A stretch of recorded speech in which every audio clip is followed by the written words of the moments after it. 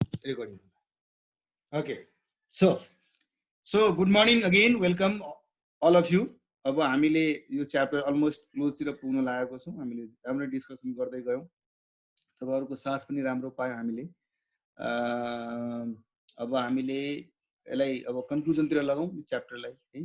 तपाईहरुलाई मैले सबै क्वेशन्सहरु घरबाट आफै ट्राई गरेर भन्ने थिए मैले. कतिजनाले अनेस्टली ट्राई गर्नुभयो र ट्राई गरेपछि पनि कहाँ डाउट भयो भन्नुस् है. है कतिजनाले ट्राई गरे भन्नुस् त. त्यो पोल गरेर सोध्नु पर्छ तपाईहरुसँग.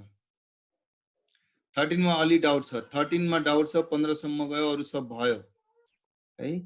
सो 13 मा डाउट छ अरु सब भयो भनिराछ निकेतले. 16 सम्म गर्यो कसैले भनिराछ है.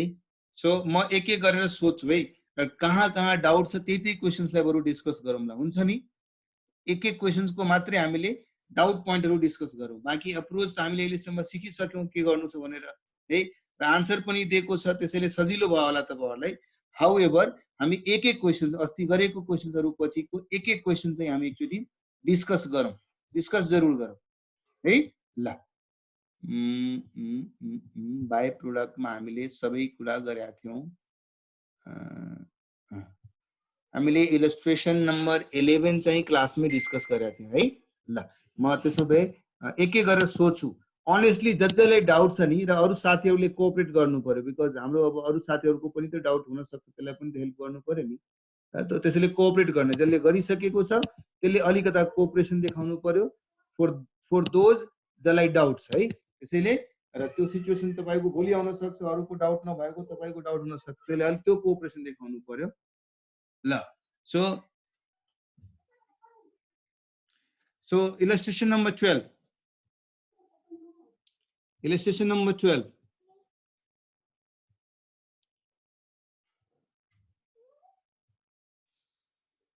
ल ह्यान्ड रेज गर्नु होला कसैलाई के डाउट छ भने please raise hand so that it will be easier for me to understand कसलाई डाउट छ. छैन भने I can simply skip this. 12 कसैले डाउट छ.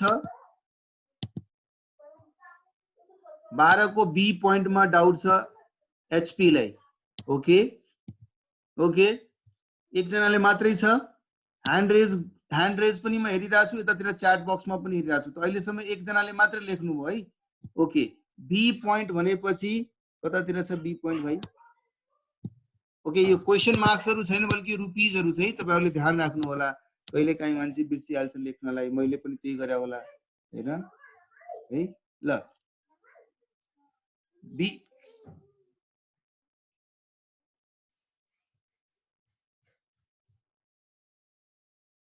ओके हो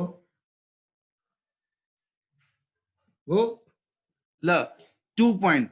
So 2 point requirement को 2 point भन्नुभयो है एचपी. यस यसमा के लेखेको छ. If the by product A is not subject to further processing and is sold at and it's sold at the point of separation for which there is a market at rupees 58,500 without incurring any selling expenses, would you advise disposal of the same? के भन्न खोजे यसले त. माथि के लेखेको थियो. Sales main product को 90,000, प्रोडक्ट ए को 60,000. दुईटा बाइ प्रोडक्ट रहेछ है. एउटा हैन दुईवटा बाइ प्रोडक्ट रहेछ. दुईटा बाइ प्रोडक्ट रहेछ. तर फर्दर प्रोसेसिङ गरिसकेपछिको सेल्स भ्यालु छ 60,000 प्रोडक्ट बी ए को लागि. यसले के भनेको छ ए लाई यदि मैले फर्दर प्रोसेसिङ नगरेर अहिले नै सेल गर्न सक्यो भने 60 को ठाउँमा 58,500 पाउँछु है. सो मैले के यो सेललाई एडभाइस गर्छु. तपाई आफै आन्सर दिनुस् है मिस्टर एचपी. यसले के भनिराछ कि मैले फर्दर प्रोसेसिङ नगरिकन बेच्ने गयो भने 58,500 पाउँछ. जबकि फर्दर प्रोसेसिङ गर्यो भने हामीले 60,000 पाइराछौं. सो कहीं न कहीं मेरो यो फर्दर प्रोसेसिङको कारणले एडिशनल रेभेन्यू कति आइराछ 1500 रुपैयाँ आइराछ. जबकि त्यो फर्दर प्रोसेसिङ गर्नको लागि मैले कति खर्च गर्नुपर्छ बाइ प्रोडक्ट ए को लागि 5,000. अब भन्नुस् त एडिशनल रेभेन्यू दिइरहेछ 1500 र खर्च गर्नु परिरहेछ 5000। सो कुनै मूर्खैले यस्तो डिसिजन गर्छ हो कि हैन? त्यसैले तपाईले के एडभाइस गर्नुहुन्छ भन्नुस्? What will be your advice then? SP यदि फर्दर प्रोसेसिङ गर्यो भने 3500 को लस हुन्छ। त्यो भन्दा राम्रो हामीले फर्दर प्रोसेसिङ नगरेकै राम्रो। यदि फर्दर प्रोसेसिङ गरेन भने हाम्रो प्रॉफिट त्यतिले बढ्न सक्छ। सो फर्दर प्रोसेसिङ गर्यो भने 3500 को लस हुने भयो। त्यो फर्दर प्रोसेस गरेन भने बरु हामी त्यो 3500 को लस बचाउन सक्छौं। त्यसै कारणले तपाईको सजेसन त्यही अनुसार जानु पर्यो। क्लियर छ? अरु कसैको केही डाउट त छैन यसमा? छ भने ह्यान्ड रेज गर्नुस् है। सिम्पल छ। यो क्वेशनमा बाइ प्रोडक्टलाई पनि as good as main product जस्तै तपाई एलोकेट गर्नुस् है। सेलिङ एक्सपेन्सेस जुन छ टोटल कस्ट अफ सेल्स को 10% छ रे, त्यसलाई 20, 40 र 40 को रेशियोमा बाट्न भनिरहेछ। त्यो पनि गर्नुस्। गर्न सकिन्छ नि अब है? क्लियर छ? गर्न सक्नुभयो? Very good. ल अब हामी इलस्ट्रेसन नम्बर 13 तिर लागौं।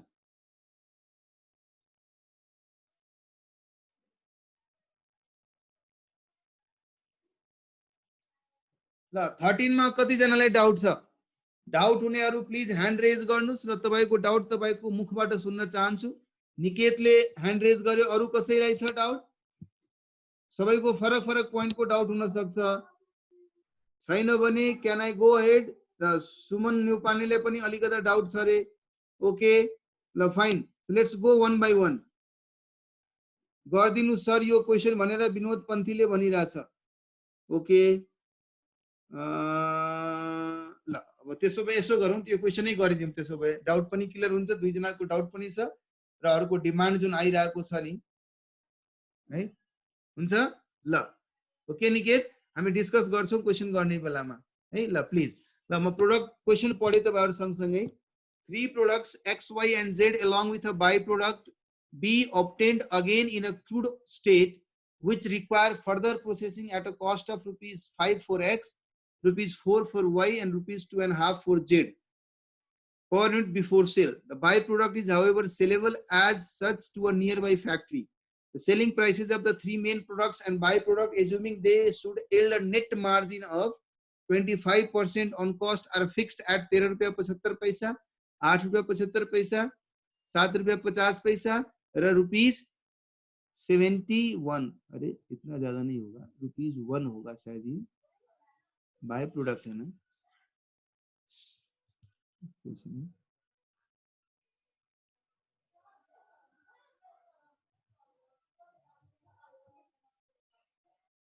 ओके 1 छ है। सो 1 रुपीज है। सो रुपी 1 छ त्यो।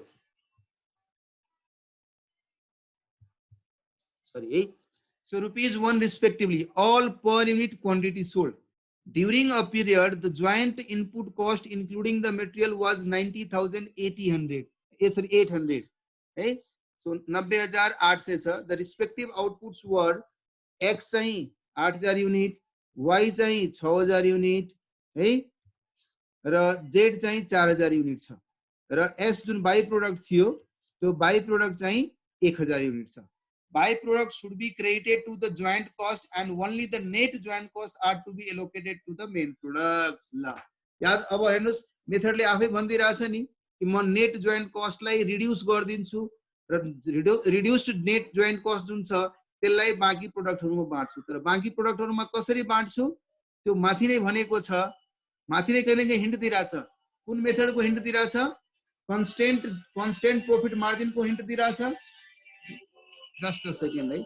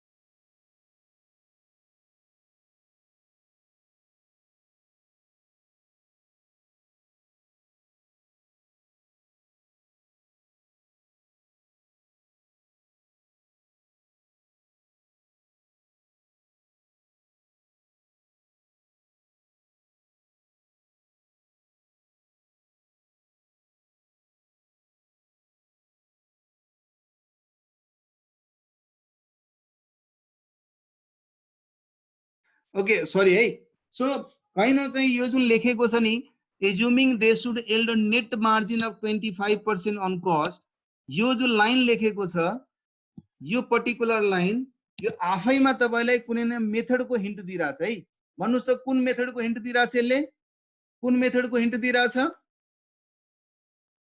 कन्स्टेन्ट ग्रस प्रॉफिट मार्जिन मेथडको हिन्ट दिइराछ है यदि फरक फरक मार्जिनको कुरा भनेको भए वी वुड हैव यूज्ड अर्को method reverse cost method because त्यहाँ फरक फरक मार्जिनहरु थियो है त्यसैले कन्स्टेन्ट ग्रस प्रॉफिट मार्जिन मेथडबाट हामीले यो क्वेशनलाई सल्भ गर्नु पर्यो that is pretty clear from this information small piece of information है अब हामीलाई दिएको इन्फर्मेसनको बेसिसमा ओभरअल 90,800 को जुन जोइन्ट कस्ट छ त्यसबाट क्वेशनले आफै बनिरहेछ कि बाइ प्रोडक्टबाट आउने रेभेन्यू तपाई त्यसबाट माइनस गर्नुस् अनि ब्यालेन्स कस्टलाई मात्रै मेन प्रोडक्टमा एलोकेट गर्नुस् है सो याद होला हामीले तीनवटा अप्सन्स डिस्कस गरेका थियौं बाइ प्रोडक्टलाई कसरी डिल गर्ने भनेर हो कि हैन सो त्यो तीनवटा अप्सन मध्ये एउटा अप्सन यो पनि थियो ल त्यसलाई नै ध्यानमा राखेर let's do it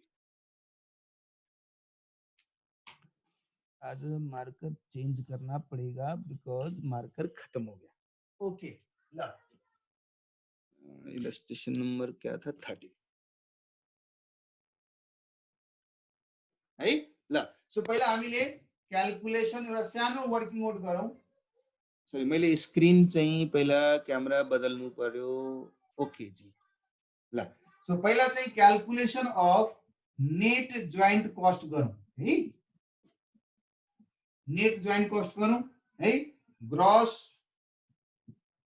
joint cost दिएको छ कति दिएको छ rupees 90,800 less recovery from sale of by products र कति छ त्यो बाइ प्रोडक्टलाई सेल गरेर कति रिकभरी भइराछ कति रिकभरी भइराछ 1000 युनिट 1 रुपैयाँको दरले so 1 into 1000 that is 1000 so net joint cost 89,800 हुने so अब हामी यो नेट जोइन्ट कस्ट हाम्रो एक्चुअल मा छ है एक्चुअल नेट जोइन्ट कस्ट छ तर कन्स्टेन्ट प्रॉफिट मार्जिन को कुरा गर्दाखेरि तपाईलाई थाहा छ नि हामी एस्टिमेटेड मार्जिन को बेसिस मा तल क्याल्कुलेट गर्छौं त्यो पनि एस्टिमेटेड छ 25% छ नि है छ 25% त्यो पनि एस्टिमेटेड छ सो कहीं न एस्टिमेटेड छ त कहीं न कहीं यो कस्तो मेथडको हिन्ट दिइराछ रिभर्स कस्ट मेथडमा पनि एस्टिमेटेड मार्जिन हुन्थ्यो कन्स्टेन्ट प्रॉफिट मार्जिन मेथडमा चाहिँ हामीले क्याल्कुलेट गर्थ्यौं त्यो प्रॉफिटेबिलिटी ब्लर आको छ र अब ब्लर छ र मेरो स्क्रिनमा त क्लियर आइराछ ठिकै छ त छैन ओके ग्रेट ल सो 89,800 को कस्ट यदि छ भने मेरो एक्चुअल प्रॉफिटेबिलिटी फरक होला तर यसले के भनिराछ 25% कन्स्टेन्ट मार्जिन तपाई मानुस् न त कहीं न कहीं कन्स्टेन्ट मार्जिन मेथड मा हामीले आफै पहिला प्रॉफिट पर्सेन्टेज निकाल्थ्यौं ग्रस ग्रस गरेर सबै टोटल सबै प्रोडक्टको टोटल कस्ट कति छ टोटल फर्दर प्रोसेसिङ कस्ट कति छ सबै जोडेर टोटल सेल्स भ्यालु सँग निकाल्थ्यौं मार्जिन तर यहाँ यस क्वेशनले के गर्यो त्यो एउटै कन्स्टेन्ट मार्जिन पनि एस्टिमेटेड बेसिसमा दिइहाल्यो त्यसैले यो दुवै मेथडको कहीं न कहीं ब्लेन्डेड जस्तो देखियो रिभर्स कस्ट मेथडमा हामीले पनि मानुस् न रिभर्स कस्ट मेथड नै छ तर सबैको पर्सेन्टेज 25 नै छ है त्यसरी त्यसलाई ट्रिट गर्नुस् अर्को मेथडमा हामीले आफै क्याल्कुलेट गर्थ्यौं कन्स्टेन्ट ग्रस प्रॉफिट पर्सेन्टेज तर यसमा पर्सेन्टेज दिएको हुनाले it is basically a method जो मेथड नम्बर 8 मा हामीले सिकेका थियौं सर्वे भन्छु रिभर्स कस्ट मेथड त्यो मेथड नै हो तर सबैको पर्सेन्टेज चाहिँ कन्स्टेन्ट छ है ल अब चाहिँ एलोकेसन तिर लाग्नु यो वर्किङ नोटबाट तपाईले joint cost निकालिसकेपछि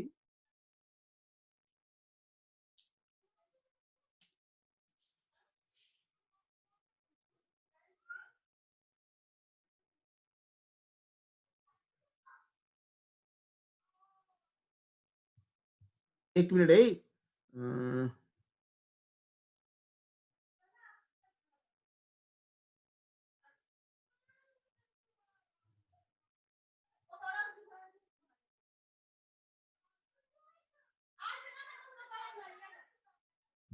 Okay, okay, okay.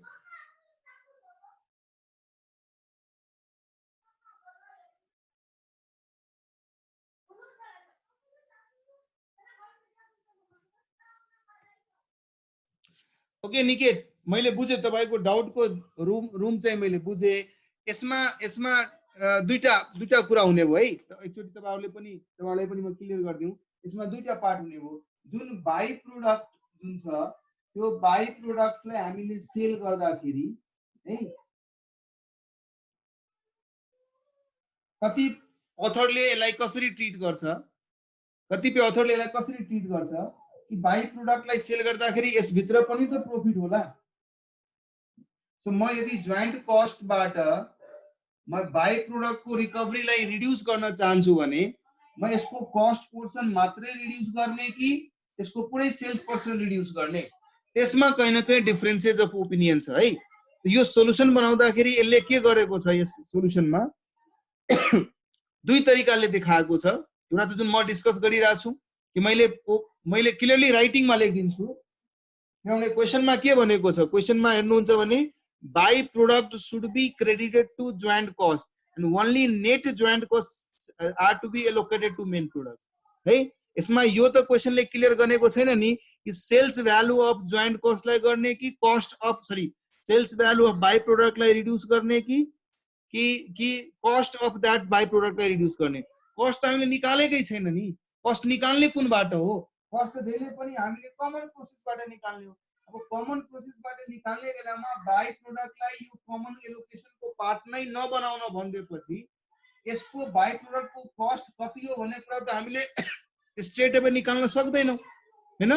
ननिकाल्ने कन्डिसनमा हामीले त्यही प्रॉफिट पर्सेन्टेज जुन अरू प्रोडक्टहरुमा एस्टिमेट गरेको छ त्यही यसको पनि छ भने, यसको पनि त्यति नै प्रॉफिट पर्सेन्टेज छ भने कसरी कस्ट आइडेन्टिफाई गर्ने भन्ने लजिकलाई एज्युम गरेर यो सोलुसन जुन दिएको छ त्यसमा जोइन्ट कस्टबाट त्यो अमाउन्ट माइनस गरिएको छ है। सो ध्यान राखौ एकचोटि फेरि है।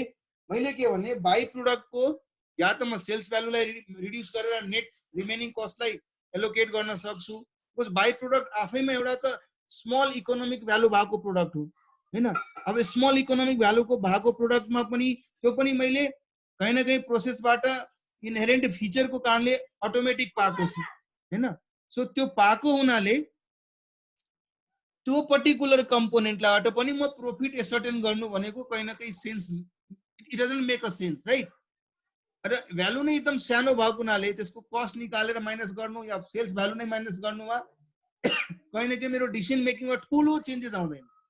त्यसैले म पर्सनली के सजेस्ट गर्छु, if that product is a by product and if I start assuming as reduction from my gross joint cost, then I'll not be taking care of what is the profitability there है। त्यसैले म तपाईहरुको लागि बरु note लेखाइदिन्छु। हुन्छ, नोटमा clearly लेखिदिउँ है। Mobile वही pay जाऊ न मम्मा। सो नोट म लेखाइदिन्छु, तपाईहरुले पनि लेख्नुस्। जुन हाम्रो यो कुन अप्सन थियो, अप्सन नम्बर 2। पहिला अप्सन के थियो, एज इफ यो बाई, पहिला अप्सनमा हामीले के डिस्कस गरेको थियो, एज इफ यो बाई प्रोडक्ट होइन जोइन्ट प्रोडक्ट जस्तै छ तपाईँ त्यसरी ट्रिट गर्नुहोस्। त्यसको इलस्ट्रेसन नम्बर 12 तपाईहरुले गरिसक्नुभयो। अर्को ऑप्शन के थियो, अरे ऐसा टेंशन मत लो ना, ये छोटा तो अमाउंट, इसको सीधा पीएल अकाउंट में ले जाओ, कुछ मत करो, इग्नोर कर दो कि बाई प्रोडक्ट था ही, उसको पीएल अकाउंट में ले जाओ। थर्ड मेथडमा के थियो, यो अमाउन्टले हामीले थर्ड अप्सनमा हामी रिकभर गर्छौं है ल। So when by product is adjusted with gross joint cost, there can be two situations. Situation A, if profit percentage against sales has has been given and assumed the same for byproduct 2, the cost of byproduct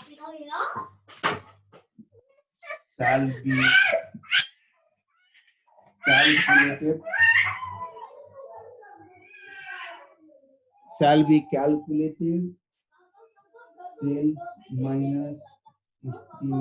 calculated sales minus estimated profit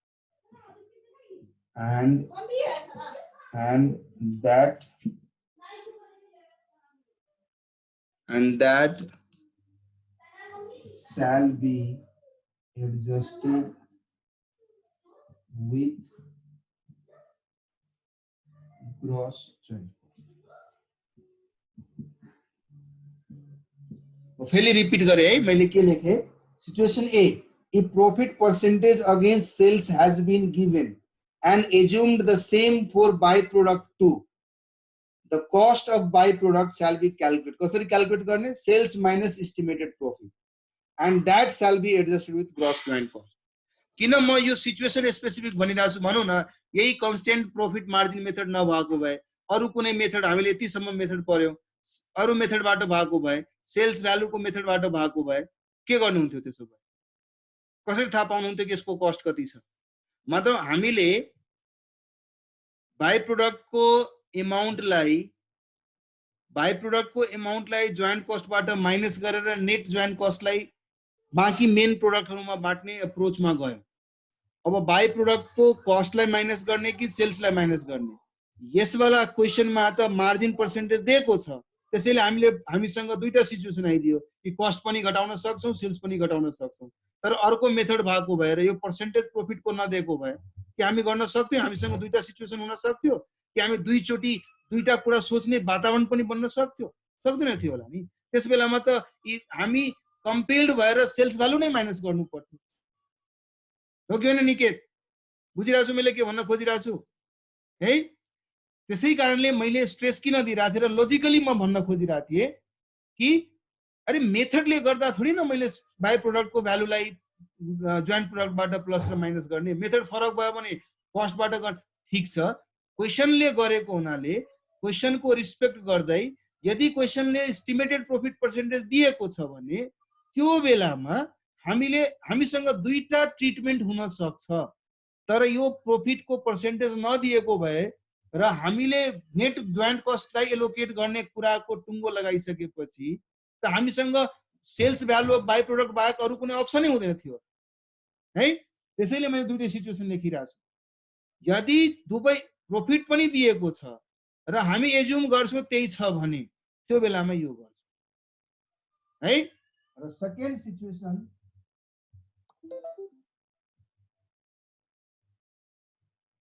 है second situation if म माथि लेखे है ठाउँ कम भयो situation 1 लेखिनै सक्यौ situation be लेख्नु if profit percentage is not given we will not have any option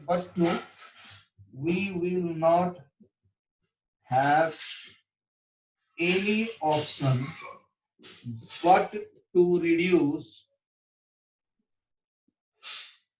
sales value of byproduct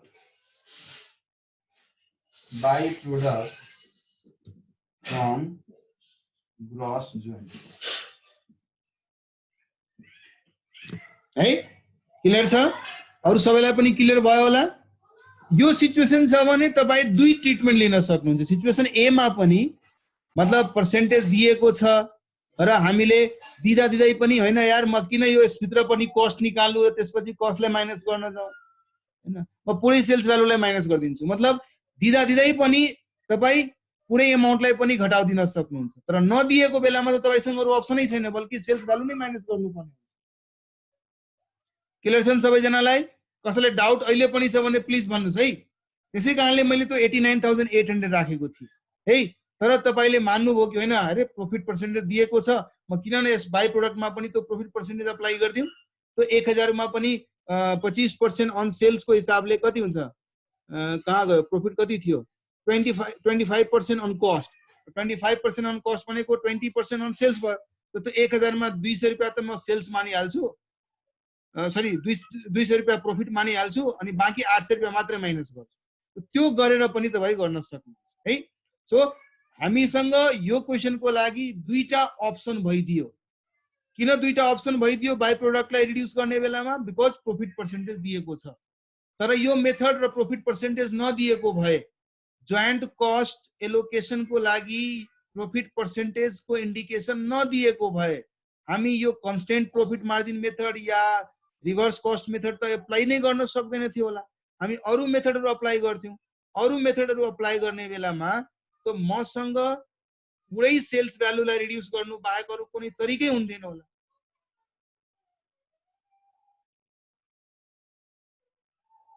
situation be को process account में बाई प्रोडक्ट को सीओजीएस नभई सेल्स भ्यालु राख्ने सर? यस यस, त्यही राख्ने।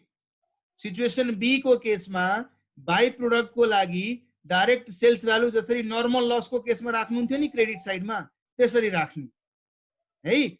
सिचुएसन ए वाला केस में दुईटा तरिका हुने भो।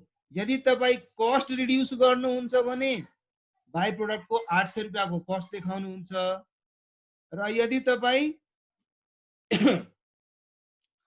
सेल्स रिड्युस, सिचुएसन ए मा पनि तपाई सेल्स मानेर नै गर्न सक्नु भयो नि, तपाईसँग त पुरा 8 छ नि हैन, म सेल्स नै सर घटाउँछु भनेर त्यो घटाउनु भयो भने नर्मल लस को जस्तै सेल्स घटाएर गर्न सक्नु भयो।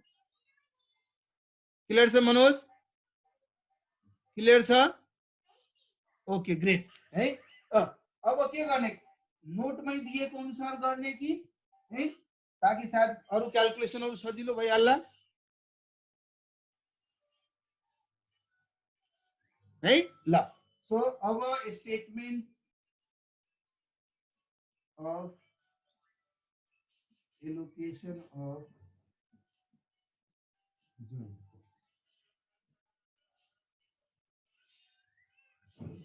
मेन प्रोडक्टमा मात्रै बाँट्न भनिरहेछ र हामीसँग मेन प्रोडक्ट कति छ? प्रोडक्ट एक्स वाई र जेड। X Y Z.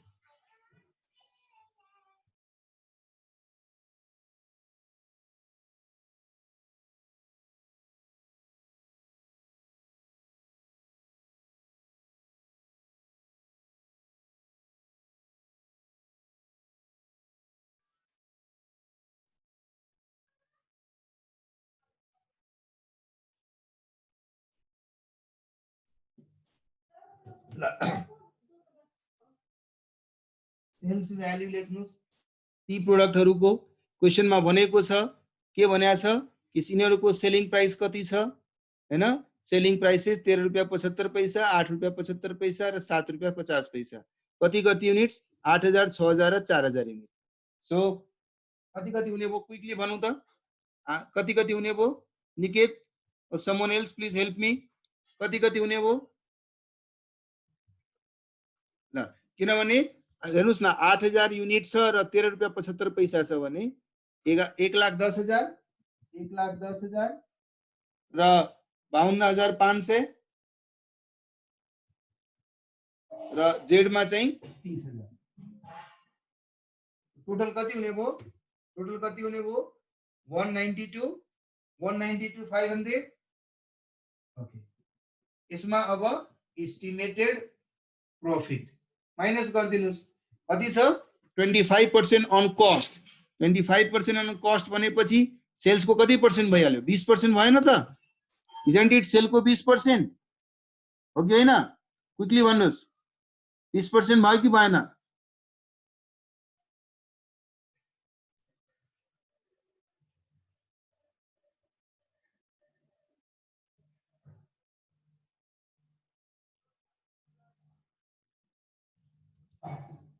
यस, कति हुने भो? 22,000, यहाँ 10,500 र यहाँ 6000 हो ल टोटलमा कति हुने भयो 22 10 3200 38500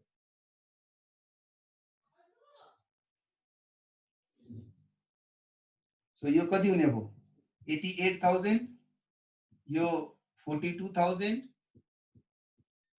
यो 24000 है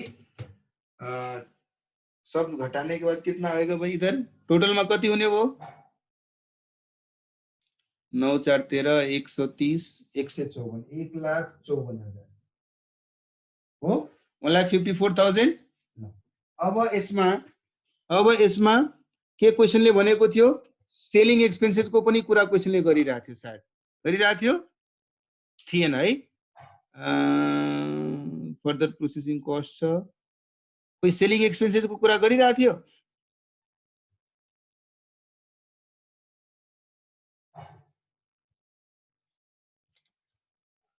छैन सो अब यसबाट यो भनेको मेरो कस्ट अफ सेल्स भयो या अब सेलिङ एक्सपेन्स नभएपछि यसैलाई नै टोटल कस्ट अफ प्रोडक्सन भन्न सकियो टोटल कस्ट अफ प्रोडक्सन यसबाट फर्दर प्रोसेसिङ कस्ट माइनस गरिदिनुस् अनि के आउँछ एस्टिमेटेड जोइन्ट कस्ट आउँछ अनि यो एस्टिमेटेड जोइन्ट कस्ट को रेशियोमा हामीले एक्चुअल जोइन्ट कस्टलाई बाँड्दिन्छौं एक्चुअल जोइन्ट कस्टलाई बाँड्दिन्छौं है सो क्विकली गरौँ है यो जुन एस्टिमेटेड जोइन्ट कस्ट हामी निकाल्छौं त्यो एस्टिमेटेड जोइन्ट कस्ट कै रेशियोमा हामीले आफ्नो एक्चुअल जोइन्ट कस्टलाई बाँड्ने है सो पहिला यो स्टेटमेन्ट कम्प्लिट गरौँ फर्दर प्रोसेसिङ कस्ट कति कति छ कति छ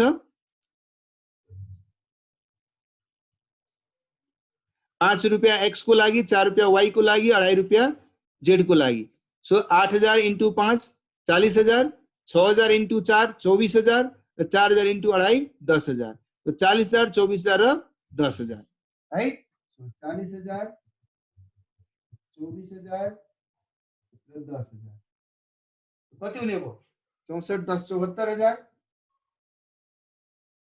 त्यसो भए एस्टिमेटेड जोइन्ट कस्ट कति भयो त हाम्रो 80000 यहाँ 48000 यहाँ 18000 यहाँ 14000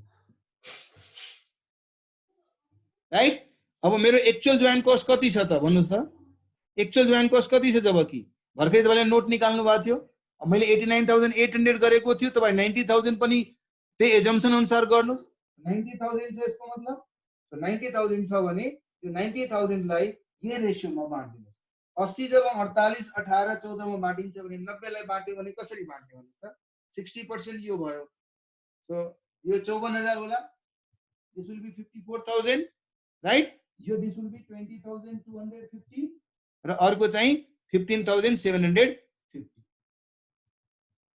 के गरे हामीले एक्चुअल जोइन्ट कस्टलाई यो जुन एस्टिमेटेड जोइन्ट कस्ट आयो एस्टिमेटेड प्रॉफिट को कारणले त्यो रेशियोमा हामीले जो जोइन्ट कस्टलाई बाँड्दियौ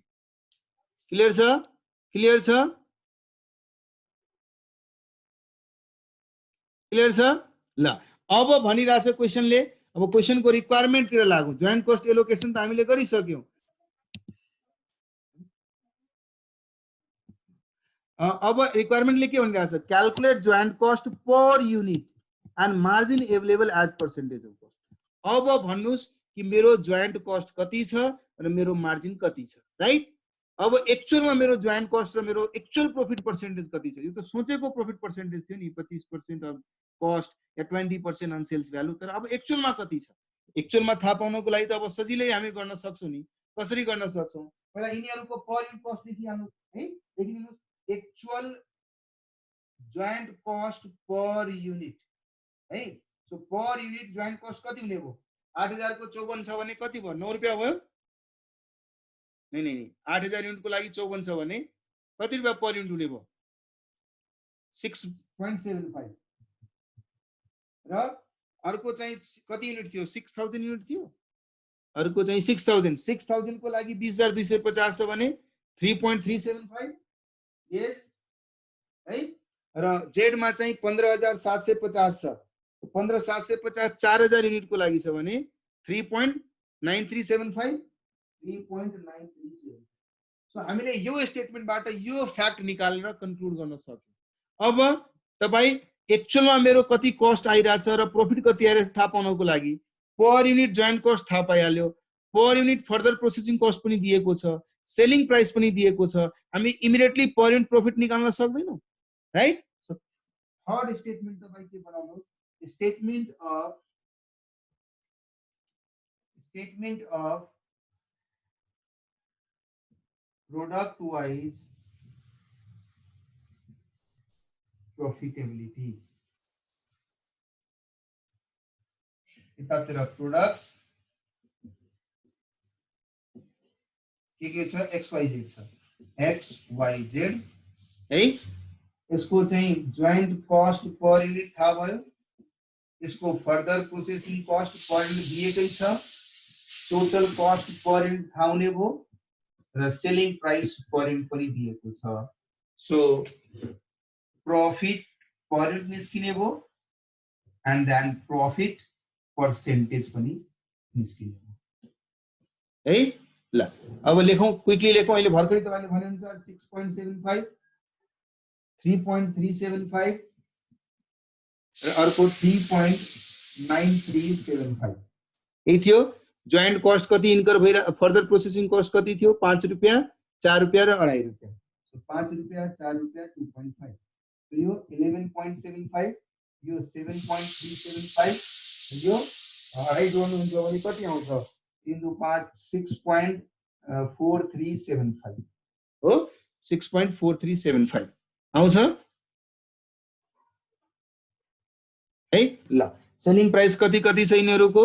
सेलिङ प्राइस दिएको थियो 13 रुपैयाँ 75 पैसा, 8.75 र 7.5। 13.75, 8.75 र 7.5। तो प्रॉफिट कति हुने भयो? यहाँ 2 रुपैयाँ हुने भयो। यहाँ कति प्रॉफिट हुने भयो भन्नुस् त? 1.375 हुने भयो सायद, हैन? र यहाँ 1.0625 हुने भयो हो र? ल भेरी गुड।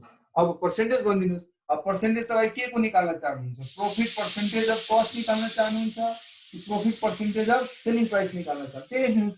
प्रॉफिट, यहाँ प्रॉफिट जे निकाल्न चाहनुहुन्छ पर्सेन्टेज अफ सेलिङ प्राइस। यदि सेलिङ प्राइस को पर्सेन्टेज निकाल्न चाहनुहुन्छ भने यहाँ लेखिदिनुस् कलममै पर्सेन्टेज अफ सेलिङ प्राइस भनेर। यदि चाहनुहुन्छ कस्ट को भने कस्ट को पर्सेन्टेज लेखेर यसको पर्सेन्टेज निकाल्नुस्। सो 2 रुपैयाँ 13.75 मा कति पर्सेन्टेज हुने भयो भन्नुस् त क्विकली?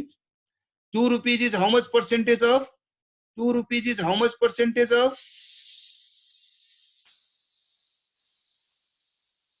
14.55% भनिरहनु भएको छ। 14.55%। 1.375 how much percentage of 8.75? है 15.71%। है त्यसरी नै 1.065 कति पर्सेन्ट छ 7.5 को? 14.17%। क्लियर छ? क्लियर छ सबैजनालाई? क्लियर छ? Niket, I think your doubt was particular to that line item. त्यो त बुझ्नै हाल्नुभयो, त नोट हामीले लेख्यौ पनि र लजिक पनि अन्डरस्ट्यान्ड गर्यौ। तर क्वेशन को रिक्वायरमेन्टलाई पनि एड्रेस गर्नको लागि यसरी दुईटा स्टेटमेन्ट बनाउला। अलिकता चाहिँ बनाउने चाहिँ मैले बारम्बार भनिरहन्छु, यी तपाई बनाउँदाखेरि डिफरेन्टली पनि बनाउन सक्नुहुन्छ, तर रिक्वायरमेन्ट मिट हुनु पर्यो क्वेशनको। क्वेशनले हामीसँग डिमान्ड गरेको कुरा हामीले फुलफिल गरिदिनु पर्यो। We may do it differently, but whatever requirement is there as per the question, that has to be made. तो कहीं जसरी यो सोल्युसन मा बनाएको छौं हामीले पर युनिट के बेसिस मा सुरुवात देखि नै क्याल्कुलेसन चलिरहेको है। भेरी गुड हो अंकुर, कम्प्लिट भयो। यति नै गर्नु छ, यही प्रॉफिट पर्सेन्टेज त निकाल्नु छ क्वेशनमा। पर युनिट प्रॉफिट कति छ र पर्सेन्टेज के छ? एक्चुअल मा यो छ। एस्टिमेट त गरेको थियो 25% 25% आउँछ, तर एक्चुअल मा 25% छ त? 20% छ त? 25% अन कस्ट थियो, तर एक्चुअल मा सोचेको थियो कि 20% on profit, 20% on sales profit हुन्छ, तर एक्चुअल मा 14%, 15% र 14% भइरहेछ। यस, अब त्यो पनि गर्न सक्नुहुन्छ कि क्वेशनमा जब प्रॉफिट पर्सेन्टेज 25 दिएको छ, त्यो कस्ट को दिएको छ भने तपाई यो पर्सेन्टेजहरु पनि कस्ट के निकाल्नु। सेलिङ प्राइस को ननिकालेर प्रॉफिट यो 11.75 मा 2 कति पर्सेन्टेज हुन्छ? यो 7.375 मा यो कति पर्सेन्टेज हुन्छ, यसमा यो कति पर्सेन्टेज हुन्छ है। सो त्यो पनि त्यो अन्डरस्ट्यान्डिङको बेसिसमा पनि जान सक्नुहुन्छ। रिक्वायरमेन्ट नै भनेको छ नि, हेर्नुस् है एकछिन म क्वेशन फेरि शेयर गरे। रिक्वायरमेन्टमा के भनेको छ कि calculate joint cost per unit of each product and the margin available as percentage of cost. So since क्वेशनले नै इन्सिस्ट गरिरहेछ कि प्रॉफिट पर्सेन्टेज तपाई कस्टकै निकाल्दिनुस्, त्यसैले हामी प्र्याक्टिकल लाइफमा त कस्टको पर्सेन्टेज धेरै रेयरली युज गर्छौं है। हमेशा मार्जिन भन्ने बित्तिकै it is always on revenue है। प्रैक्टिकलमा टर्ममा कसैले सुन तुम्हारा कितना मार्जिन चल रहा है आजकल बिजनेस में, तो उसले कस्टको भन्दैन कि उसले 10% भन्ने बित्तिकै इम्प्लाई भइहाल्छ उ सेलिङ प्राइस के भनिरहेछ। सो प्रैक्टिकल लाइफमा हामी मोर युज टु सेलिङ प्राइसको प्रॉफिट पर्सेन्टेजबाट है। यस Niket rightly pointed out, profit percentage कस्टको निकाल्न भनेको हुनाले हामी कस्टको निकाल्छौं। क्लियर छ अब सबैजनालाई? यस दीपक, तपाईले भनेको कुरा पनि सही हो, त्यही गर्नु पर्थ्यो, हामीले त्यतिकै क्याल्कुलेसन गर्थे because we are more close to those things in practical life है। ल भेरी गुड। अब अर्को क्वेशन तिर लाग्ने त्यसो भए ल क्वेशन नम्बर 14 जाउँ त्यसो भए। इलस्ट्रेसन नम्बर 14, इलस्ट्रेसन नम्बर 14 मा के छ त? प्रब्लम छ कसैको? के प्रब्लम छ भन्नुस् त? इलस्ट्रेसन नम्बर 14 हामीले गरिसक्यौं, पहिला नै गरिसकेका थियौं कि जोइन्ट कस्टलाई sales value after further processing को मेथडमा एलोकेट गर्दिने, त्यसपछि हामी डिसिजन लिने। डिसिजन मैले 3 वटा भनेको थिए कि state with supporting calculation has whether any or all the product should be further process or not so that the company can maximise the profit, र prepare a statement showing the product price as per your recommendation. थियो नि? थियो। यो question त हामीले गरि नै सकेका छौं, सकेका छैन र भन्नुस् त? हामीले यो क्वेशन त अलरेडी गरिसकेको। यस राइट। यही क्वेशनमा म फेरि भन्छु है, यो क्वेशनमा कति कम्बिनेसन बन्न सक्ला है। एउटा त यो क्वेशनमा ठुलो कम्प्रिहेन्सिभ हाल्नको लागि के गरिदिन सक्छ, यो मेथडबाट जोइन्ट कस्ट एलोकेट गर्नु भनेर पहिला त इयर मार्क गरिदिन्छ। त्यो इयर मार्क गर्नुको मतलब यसले आफ्नो एलोकेसनको पोलिसी तपाईलाई स्टेट गरिदिनु। त्यसपछि यसले भन्न सक्ला 3 वटा सिचुएसनमा प्रॉफिट कति आउँछ भन्नुस्। एउटा कि सबै प्रोडक्ट फर्दर प्रोसेस गर्यो भने, अर्को स्प्लिट अप के बेलामा सबैलाई बेच दियो भने, थर्ड तपाई आफ्नो सजेसन अनुसार गरिदिनुस् त। सो 3 वटा स्टेटमेन्टै बनाउन भन्न सक्छ। मात्रै डिसिजन सोध्यो भने तब त हामीले भनिदिन सक्छौं कि यो यसमा इन्क्रिमेन्टल रेभेन्यू इन्क्रिमेन्टल प्रॉफिटमा कम्पेरिजन छ, त्यसैले incremental revenue is more than incremental cost, त्यसैले म फर्दर प्रोसेस गर्छु अदरवाइज गर्दिन, ब्ला ब्ला गरेर तपाईले मात्रै कन्क्लुजन दिन सक्नुहुन्छ। तर स्टेटमेन्टै बनाउन भन्यो भने क्वेशनले स्टेटमेन्ट बनाउनु पर्छ। ओ कति सम्म छ क्वेशन? ए दियाले सोधिरहेको छ 4 सम्म छ नि। राइट। सो अब इलस्ट्रेसन नेक्स्ट तिर लागौं है। इलस्ट्रेसन नम्बर 14 गरिसक्यो हामीले क्लासमै। 15 मा केही डाउट छ तपाईहरुलाई? डाउट छ भने क्विकली भन्नुस् त। 15 मा कसलाई डाउट छ ह्यान्ड रेज गर्नुस्, ह्यान्ड रेज गर्नुस्। या गर्नु भएको छैन तपाईहरुले भने घरबाट गर्नु पर्थ्यो नि। हामीले यति डिस्कस गर्यौं, यो होमवर्कहरु नगरुन्जेलसम्म आफ्नो कन्फिडेन्स पनि बिल्ड हुँदैन, सँगसँगै त्यो हाई लेभल अफ कन्फिडेन्सबाट तपाईले कहिलेकाहीँ जटिल क्वेशनहरु पनि दिमाग लगाउन प्रेरणा पाउनुहुन्छ। त्यसैले क्वेशन चाहिँ प्रयास गरिराख्ने, सजिलो भए पनि प्रयास गरिराख्ने है। कति जनाले एटेम्प्ट गरेछ र छ भने डाउट भएको छन् कोही भने ह्यान्ड रेज गर्नुस् या च्याट बक्समा लेख्नुस् त है। क्वेशनमा के भन्यो? सनमुन लिमिटेड प्रोड्युसेस 2 लाख, त्यसपछि 30,000 है। एकैछिन यसलाई म अलिक करेक्ट पनि गर्दिउ। 25,000, 20,000 and 75,000 units of its 5 product A, B, C, D र E, 5 वटा जोइन्ट प्रोडक्ट छ and sells them at rupees 17, 13, 8, 10 र 14 per unit. Except product D, remaining products can be further processed and then can be sold at rupees 25, 17, 12 र 10 per unit in case of A B C र E रिस्पेक्टिभली है। So D लाई चाहिँ छोडेर बाँकी सबैलाई further process गर्न सकिन्छ र फर्दर प्रोसेस गर्यो भने यिनीहरूको सेलिङ प्राइस 17 को ठाउँमा 25, 13 को ठाउँमा 17, 8 को ठाउँमा 12 र 14 को ठाउँमा 20 हुन सक्छ है। अब हेर्नुस् यही सिचुएसनबाट सिन्स हामीलाई हाम्रो सबै प्रोडक्ट फर्दर प्रोसेसिङ गर्न सक्ने नभएको हुनाले के हामी sales value after further processing method यसमा उपयुक्त होला? सोच्नुस् है, के एनआरबी मेथड उपयुक्त होला? सोच्नुस् है। एप्रोप्रिएटनेस को हिसाबले म भनिरहेको छु, के त्यो मेथड उपयुक्त होला? जब सबै प्रोडक्टको फर्दर प्रोसेसिङ भइरहेको छैन भने हामी sales value after further processing method मा गयो भने एउटा चारवटा प्रोडक्टको फर्दर प्रोसेसिङ पछिको सेल्स भ्यालु छ, एउटा त भइ नै रहेको छैन, त्यसैले त्यसको फर्दर प्रोसेसिङ पछिको सेल्स भ्यालु नै एक्जिस्ट गर्दैन। त्यो एउटाको हामीले स्प्लिट अपको प्राइस उठाउँछौँ, अरु चारवटाको फर्दर प्रोसेसिङ पछिको प्राइस उठाउँछौँ। सो कहीं न कहीं अलि फेयर भएन नि त्यसमा। त्यसैले त्यो सिचुएसनमा पनि हामीले दिमाग लगाउनु पर्ने हुन्छ। यदि क्वेशनले जबरदस्ती गर्यो भने हामीले त त्यही मेथड फलो गर्नु पर्यो, त्यही मेथडबाट क्याल्कुलेसन गर्नु पर्यो जुन क्वेशनले भनिरहेछ। तर क्वेशनले जबरदस्ती गरेन भने हामीले दिमाग लगाउनु पर्ने हुन्छ। र यस क्वेशनमा यदि हामीले भन्नु पर्यो भने तपाई भन्नुस् त which method is the best suitable method, यदि क्वेशनले इन्सिस्ट गरिरहेको छैन भने which method is best suitable method? Split up sales value method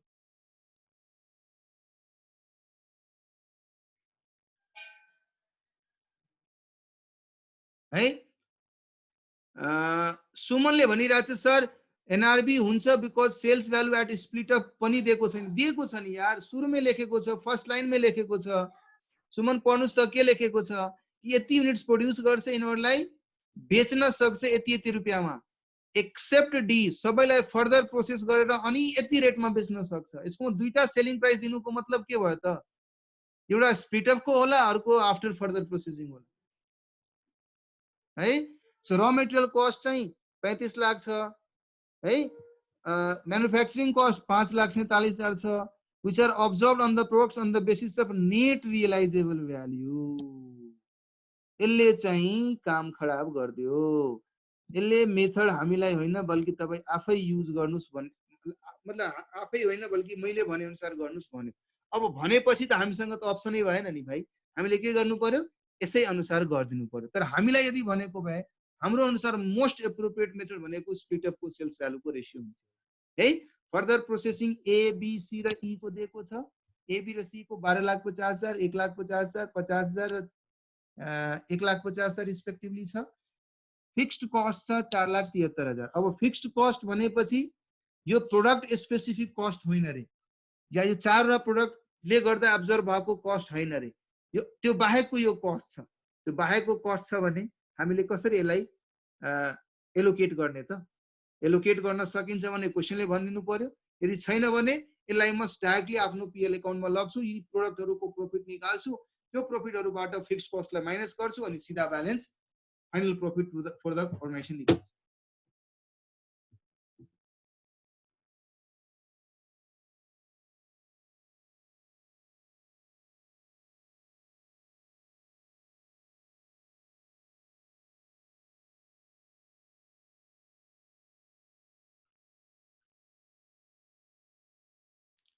clear छ ल?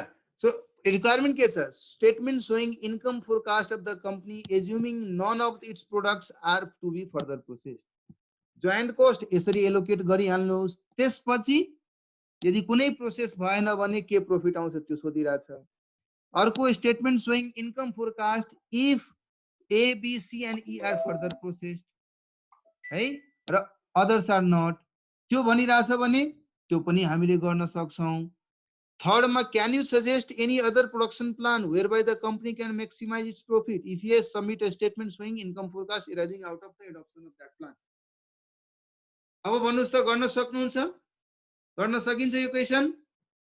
I want a positive feedback from all of you। सकिन्छ कि सकिन्न? छिटो भन्नुस्। अरूहरुले सुमन गर्न सक्नुहुन्छ? गरिसक्यो आवाज, भेरी गुड। निकेतले पनि गरिसक्यो रे, सकिन्छ। सुमन पनि यस सबिन पनि भेरी गुड ल ग्रेट ल हामी नेक्स्ट क्वेशन तिर लागौं त्यसो भए जसले गरेका छैन प्लिज एटेम्प्ट गर्नुस् सोलुसन दिएकै छ र सजिलो छ के यसमा त्यति गाह्रो छैन प्लिज गर्नुस् है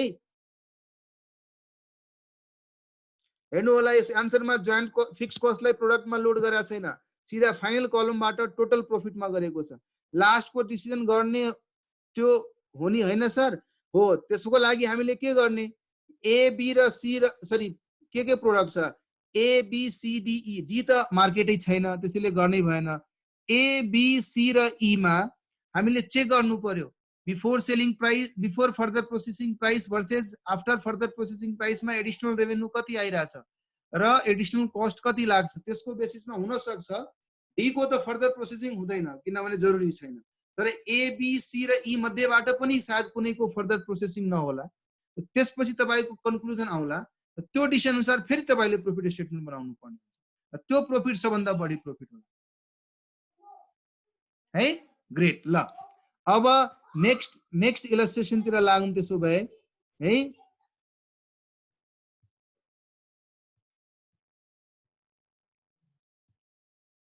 ल इलस्ट्रेसन नम्बर 16 है अलि फास्ट पेसमा गइरा जस्तो देखिएला तर त्यो कारण के छ तपाईहरुले होमवर्क गर्नु भएको छैन भने त्यस्तै लाग्छ कि नत्र भए अब सबै क्वेशन तपाईहरुले गर्न सक्नुहुन्छ क्वेशन नम्बर 16 कसैलाई के डाउट छ भने ह्यान्ड रेज गर्नुस् त डाउट छ भने ह्यान्ड रेज गर्नुस् या च्याट बक्समा लेख्नुस्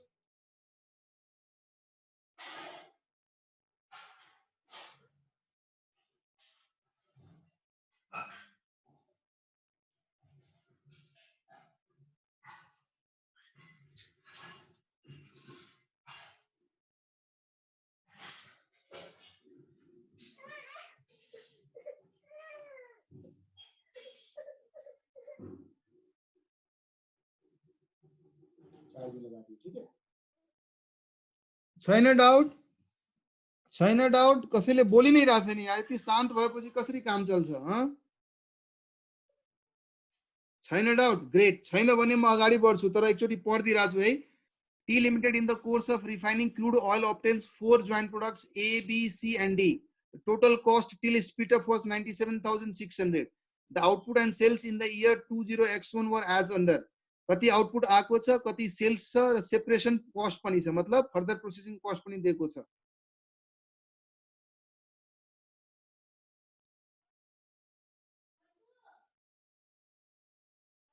ओके पहिला क्वेशन पढौ है रिक्वायरमेन्ट मा के छ calculate the net income for each of the products if joint cost are apportioned on the basis of value of the different products value भनेपछि सेल्स भ्यालु है sales value नै एउटै sales value दिएको छ त्यो सेल्स भ्यालु भनेको after further प्रोसेसिङै sales value दिएको छ है त्यसैले त्यसको सेल्स भ्यालुको बेसिसमा बाट्न भन्यो सेकेन्ड पोइन्टमा के छ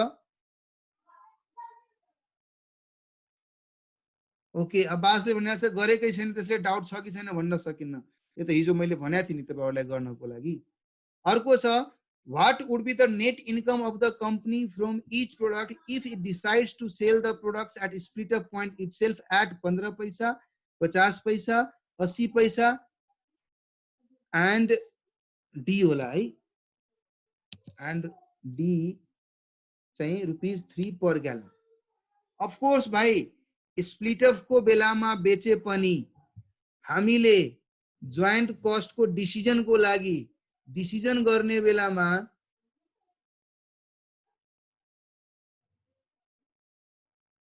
हो जब कुनै पनि नयाँ डिसिजन को कुरा आउने बित्तिकै तपाई जोइन्ट कस्ट को एलोकेशन को मेथड चेन्ज गरेर तपाई आफ्नो डिसिजनलाई सपोर्ट त गर्न सक्नुहुन्न नि जोइन्ट कस्ट त इन्कर भइसक्यो भाइ त्यसलाई जसरी पनि बाट्नुस् एबीसीडी मा ओभरअल मेरो एटेम्प्ट के रहन्छ मेरो टोटल प्रॉफिट बढ्नु पर्यो टोटल प्रॉफिट बढाउनको लागि हामीले डिसिजन लिने बेलामा सिधा के गर्नु पर्छ अरे भाइ बिफोर सेलिङ प्राइस बेच्दाखेरि कति बिफोर फर्दर प्रोसेसिङ बेच्दाखेरि कति सेलिङ आइराथ्यो आफ्टर फर्दर प्रोसेसिङ बेच्दाखेरि कति सेलिङ आइराछ एडिशनल रेभेन्यू कति छ भर्सेस एडिशनल कस्ट त्यसको बेसिसमा हामीले डिसिजन लिने फर्दर प्रोसेसिङ गर्ने कि नगर्ने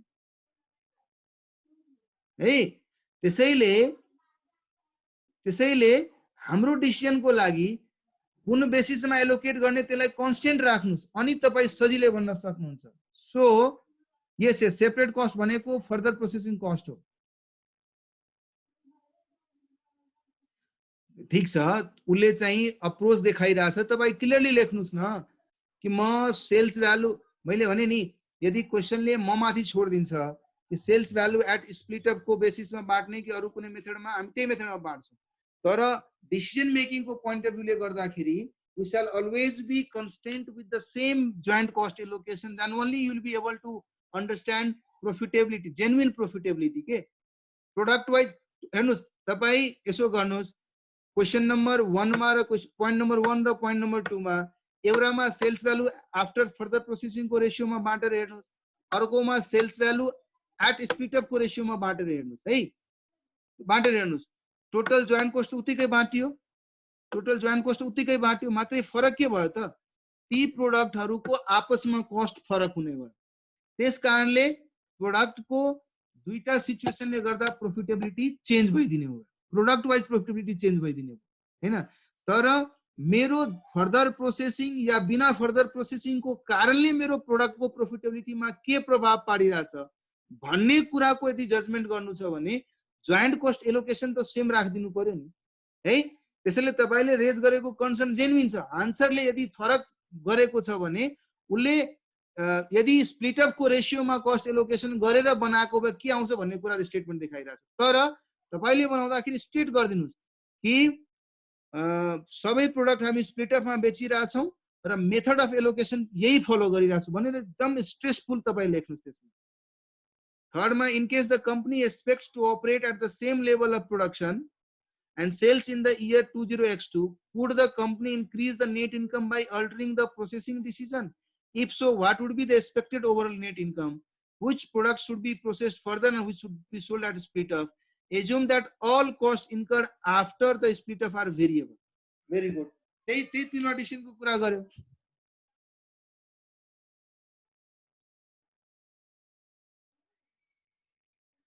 हो गल्ती छ सोलुसन। ल म सोलुसनलाई विथड्र गरिहाले सुमन। यसमा यस क्वेशनको लागि अगेन तीनवटा स्टेप भयो। स्टेप 1 पहिला जोइन्ट कस्टलाई एलोकेट गर्ने एज पर द मेथड। तर कुरा के छ नि यही क्वेशनमा म तिमीलाई यसो गर्दिन्छु है, यस्तो भएको भए यो पार्ट माथि लेखिदिएको भए, यो पार्ट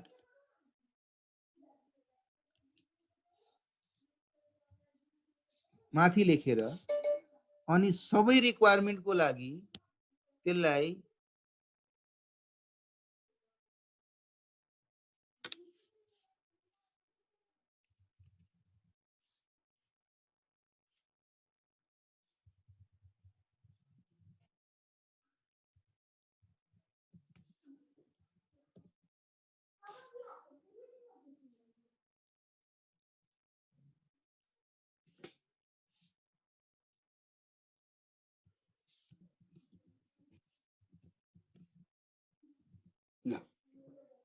यसरी क्वेशन फ्रेमिङ गरेको भए नि तपाईले भनेको कुरा 100% सेम टु सेम नै गर्नु पर्थ्यो। किन? बिकज यो माथि लेख्नुको मतलब यसले कम्पनीको पोलिसीलाई इन्डिकेट गर्दियो। त्यसपछि तीनवटा डिसिजन हामीले गर्नुपर्ने छ। तर कन्फ्युजन कहाँ गर्दियो यस क्वेशनले कुनै स्टुडेन्टहरुको माइन्डमा या अथरको माइन्डमा या राइटरको माइन्डमा कि यो जुन मेथड जुन भनिरहेछ नि त्यो मात्रै पोइन्ट नम्बर 1 रिक्वायरमेन्टको लागि भनिदिरहेछ, पोइन्ट नम्बर 2 को लागि भनेको छैन। सो पोइन्ट नम्बर 2 को लागि नभनेपछि पोइन्ट नम्बर 2 को लागि फेरि मेथड चुज गर्ने अप्सन त मैले पाएँ नि, त्यही सम्झेर यसले क्वेशन सोलुसन गर्ने बेलामा आफ्नो मेथडबाट सोल्भ गर्दियो। तर तपाई क्वेशन 1 या क्वेशन 2 बनाइसकेपछि नि फरक फरक मेथडबाट कस्ट एलोकेट गरिसके तापनि थर्ड को डिसिजन गर्ने बेलामा हामी 1 र 2 लाई थोरै न निहालेर फेरि हेर्छौं। हामी 1 र 2 लाई हेरेर थर्ड को डिसिजन लिन्छौं कि थर्ड को डिसिजन लिने बेलामा इन्डिपेन्डेन्टली लिन्छौं? हामी भन्नुस् त तपाई इन्डिपेन्डेन्टली लिन्छौं नि? हामी सिधा हेर्छौं मेरो इन्क्रिमेन्टल रेभेन्यू र इन्क्रिमेन्टल कस्ट को अन्तर के छ, त्यही नै हेरेर हामीले डिसिजन लिन्छौं। त्यसै कारणले यो जुन क्वेशन्स को फ्रेमिङ छ नि त्यो फ्रेमिङले गर्दाखेरि त्यो सिचुएसन्स क्रिएट भइदियो। क्लियर छ सुमन? सुमन मनोज क्लियर छ? अब फेरि म रिपिट गरेँ, यही अकाउन्टिङ पोलिसी या कंपनीको जोइन्ट कस्ट एलोकेसनको पोलिसी नै रिक्वायरमेन्ट भन्दा माथि दिएको भए यसको मतलब यो अर्गनाइजेसनको पुरा अप्रोच पहिला डकुमेन्टमा भनिदियो, त्यसपछि उसले रिक्वायरमेन्ट भन्यो यो बनाउनुस् यो बनाउनुस् यो बनाउनुस्। त्यस केसमा हामीले सबैमा तीनटै सिचुएसनमा जोइन्ट कस्टको एलोकेसन एउटै राख्थ्यौं हैन। तर यो क्वेशन जुन तपाईहरुले पाउनु भएको थियो त्यहाँ यो रिक्वायरमेन्ट एलोकेसन वाला जुन छ नि त्यो मात्रै क्वेशन रिक्वायरमेन्ट 1 सँग गाँसिदै थियो। त्यो भएको हुनाले 2 को लागि त फरक हुन सक्छ भने त पोसिबिलिटी क्रिएट गर्दै नि त्यसले। तर फरक भए तापनि मेरो थर्ड को डिसिजन गर्ने बेलामा म त त्यो कुन कस्ट कसरी एलोकेट गरेको छ त्यो त हामीले हेर्दैनौ नि, हामी त सिधा हेर्छौं इन्क्रिमेन्टल रेभेन्यू र इन्क्रिमेन्टल कस्ट, त्यसको बेसिसमा गर्छौं। त्यसै भएर यो डिफरेन्स चाहिँ तपाईले अब्जर्भ गर्नुभयो हो। भ्यालु भनेको सेल्स भ्यालु हो, माथिको भ्यालु त एउटै छ नि, एउटै भ्यालु दिएको छ टेबलमा, टेबलमा फरक भ्यालु त दिएको छैन, there is only one value. क्वेशनमा on the basis of value भनेको छ के। अब क्वेशनमा माथि एउटा भ्यालु दिएको छ, एक्सप्रेस गरेको छैन नेट रियलाइज भ्यालु कि सेल्स भ्यालु। अब त्यस्तो केसमा फेरि यो फेरि तपाईले एउटा नयाँ कन्फ्युजन लिएर आउनुभयो। अब नयाँ कन्फ्युजनमा हामीले के गर्न सक्छौं, कन्फ्युजन भयो भने कि जुन सेल भ्यालु लेखेको छ त्यो भ्यालुले हामीले सेल्स भ्यालु मानेको छौं र त्यसको बेसिसमा एलोकेट गरेको छौं भनेर लेखिदिनुस् तपाई खुला। या तपाई भन्नुस् भ्यालु लेखेको छ त्यसलाई म नेट रियलाइजेबल भ्यालु मानिरहेको छु त्यसले नेट रियलाइजेबल भ्यालु गरिरहेको छु। तपाई जे लेख्नुहुन्छ त्यसअनुसार एजम्पसन हुन्छ। जहाँ कुनै कन्फ्युजन छ I always suggest you all to mention the fact. Clear छ निकेत?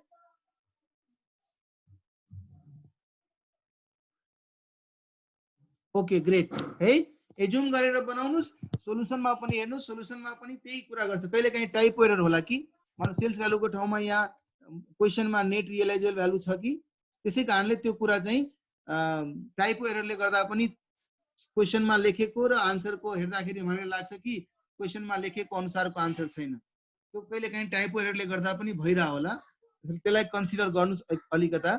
र अर्को चाहिँ हामीले क्याल्कुलेसन गर्ने बेलामा यदि कहीँ कुनै डाउट छ र प्र्याक्टिकली गर्दा एक्जामिनेसनमा गर्दाखेरि त्यो डाउटको सिचुएसन छ भने तपाई एकदम क्लियरली बोल्डमा त्यहाँ लेखिदिनुस् आफ्नो पुरा एजम्पसन है। Very good. ल अब अगाडि हामीले क्वेशन नम्बर 16 अब तो भाई 4 क्वेश्चन है, इस क्वेश्चन में भी उतना दम नहीं होगा मुझे पूरा विश्वास है, लेकिन फिर भी आप लोगों को बनाना तो चाहिए ना। होमवर्क सर सब होमवर्क गरिदिने त त्यसो भए आज 10 मिनट पहिला छुट्टी गरिदिने त्यसो भए।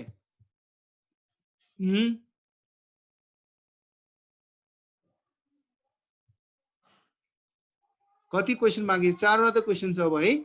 ल यसो गर्नुस् तपाई सबैजना यो सबै क्वेशन्सहरु चाहिँ गर्नुस्। भोलि प्रोबब्ली क्लास होला, क्लास भयो भने हामी कसैले डाउट क्रिएट गर्यो भने त्यो डाउट अनुसार हामीले कुरा गरौँला। यदि भएन भने क्लास भएन भने नेक्स्ट क्लासमा गरौँला। अब अर्को एउटा च्याप्टर म तपाईहरुलाई पहिला एओसी म्यानेजमेन्टसँग डिस्कस गरेर कुन च्याप्टर पढाउन उता चाहिँ कही एग्री त गर्नु भएको छैन भन्ने कुराको कन्क्लुजन लिएर म जुन च्याप्टर पढाउँछु त्यसको असाइनमेन्ट तपाईहरुलाई पठाउँछु। हुन्छ है? बिल्कुल बिल्कुल। भिडियो त मैले डे टु डे हाल्दिरहेको छु, टेन्सन नलिऊ, सेम डे मा हाल्दिन्छु म।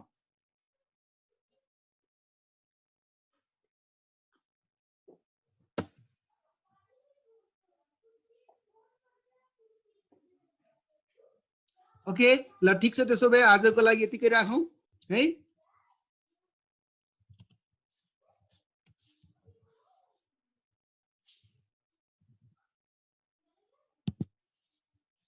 बाय।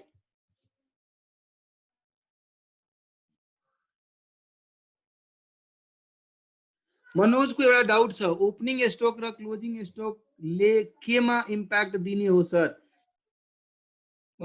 ओपनिङ र क्लोजिङ स्टक डब्ल्युआईपी को रूपमा भएको भए तिनीहरुको इक्विभ्यालेन्ट युनिटको बेसिसमा हामीले क्याल्कुलेसन गर्ने। इम्प्याक्ट भनेको त इक्विभ्यालेन्ट युनिटको इम्प्याक्ट होला है। सो इक्विभ्यालेन्ट युनिट निकालेर त्यसपछि इक्विभ्यालेन्ट युनिटको प्राइस, इक्विभ्यालेन्ट युनिटको सेल्स भ्यालु, इक्विभ्यालेन्ट युनिटको के भन्छ एनआरभी, इक्विभ्यालेन्ट युनिटको सबै निकालेर त्यो रेशियोमा बाट्ने काम गरौँला है। क्लियर छ? ल बाई, टेक केयर। आजको लागि यतिकै राखौं। तिमीहरूले सबै क्वेशन्स गरेर आउनु होला।